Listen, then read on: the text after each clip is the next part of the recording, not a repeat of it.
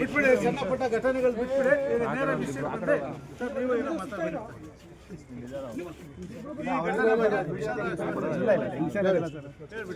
ಈಗಾಗಲೇ ನಾಯಕ್ ಅವರು, ಯೋಗೇಶ್ವರ್ ಅವರು ಬಂದು ನಾವು ಅನೇಕ ವಿಚಾರಗಳು ಹಂಚ್ಕೊಂಡಿದ್ದೀವಿ. ತಮ್ಮ ಪ್ರಜಾಪ್ರಭುತ್ವ ಕಟ್ಟಬೇಕು, ರಾಜ್ಕುಮಾರ್ ಅವರು ಕಂಡ ಕನಸಿನ ಚಿತ್ರರಂಗ ನಾವು ಕೂಡ ಕಟ್ಟಬೇಕು, ಅದು ನಮ್ಮ ಉದ್ದೇಶ. ಅಷ್ಟೇ ಅಷ್ಟೇ ನಡೀತು.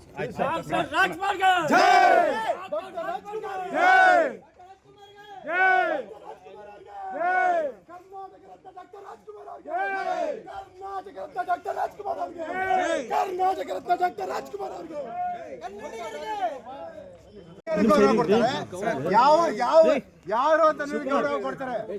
ಯಾರು ಅಂತ ನಿಮ್ಗೆ ಗೌರವ ಕೊಡ್ತಾರೆ? ನೀನ್ ಯಾರು? ನೀನ್ ಯಾರು? ನೀನ್ ಯಾರು? ನೀನ್ ಯಾರು? ನೀನ್ ಯಾರು? ನೀನ್ ಯಾರು? ಕ್ಷಮೆ ಕೇಳೋಣ ಅಂತೀಯ? ಅಂತ ದೊಡ್ಡ ಮನುಷ್ಯನ ಬಗ್ಗೆ ಮಾತಾಡಿ, ಅಂತ ದೊಡ್ಡ ಮನುಷ್ಯನ ಬಗ್ಗೆ ಕರ್ನಾಟಕದಲ್ಲಿ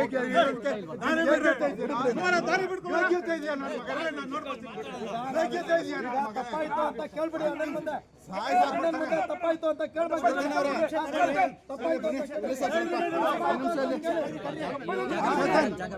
ಅಲ್ಲ, ಧಮಕಿ ಬೇಡ. ಚೇತನರ ವಿಚಾರ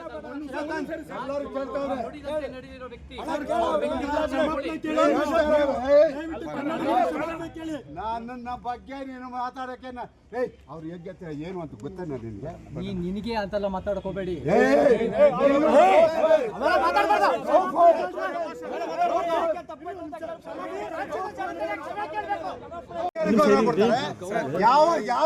ಯಾರು ಅಂತ ನಿಮ್ಗೆ ಗೌರವ ಕೊಡ್ತಾರೆ?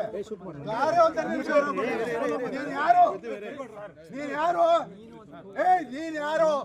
ನೀನ್ ಯಾರು? ನೀನ್ ಯಾರು? ನೀನ್ ಯಾರು? ಕ್ಷಮೆ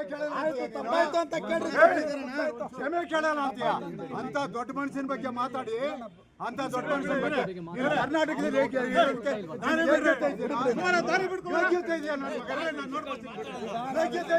ತಪ್ಪಾಯ್ತು ಅಂತ ಕೇಳ್ಬಿಡಿ. ತಪ್ಪಾಯ್ತು ಅಂತ ಕೇಳ್ಬೇಕು.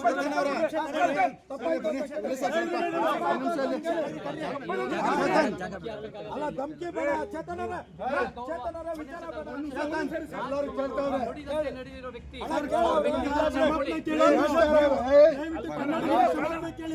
ನನ್ನ ಬಗ್ಗೆ ನೀನು ಮಾತಾಡಕ್ಕೆ ಅವ್ರ ಯೋಗ್ಯತೆ ಏನು ಅಂತ ಗೊತ್ತೇನ ನಿನ್ಗೆ? ನಿನಗೆ ಅಂತೆಲ್ಲ ಮಾತಾಡಕ್ ಹೋಗ್ಬೇಡಿ.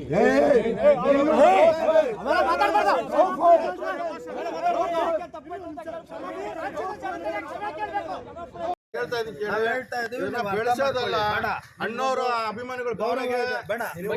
ಏನಾಗುತ್ತೆ ಗೊತ್ತಾ? ಇವಾಗ ನೀವು ಹೊರಗಡೆ ಕಳಿಸ್ಬಿಟ್ರೆ ಸರ್, ಇಡೀ ಕರ್ನಾಟಕದಲ್ಲಿ ಜನ ಎಲ್ಲ ಬಂದು ಇಲ್ಲಿ ಗಲಾಟೆ ಆಗ್ತಿರು ಅಂತೆ.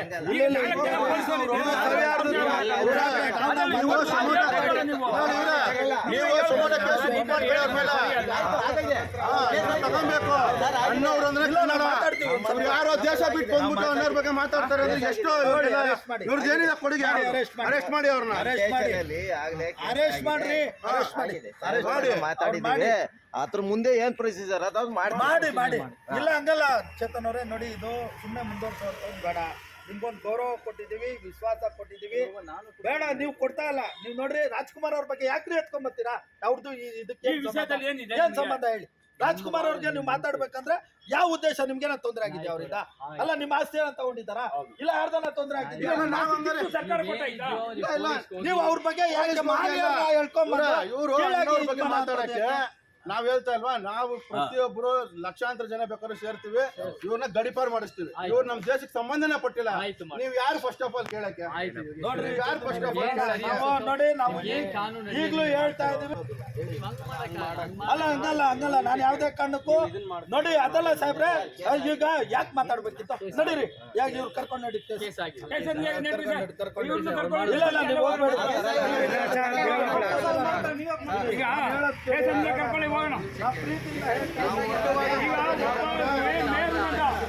ಕರ್ನಾಟಕದಲ್ಲಿ ಒಬ್ಬ ಹೆಸರಾಂತ ನಟನ ಬಗ್ಗೆ ಅಪರಾಧ.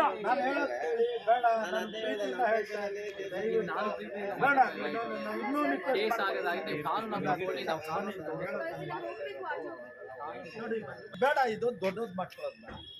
ನಾನು ಹೇಳಿಲ್ಲ, ನಿಮ್ಗೂ ಅವ್ರಿಗೇನಿದೆ? ಏನಾದ್ರೂ ಇದ್ರೆ ಹೇಳಿ ಏನಿದೆ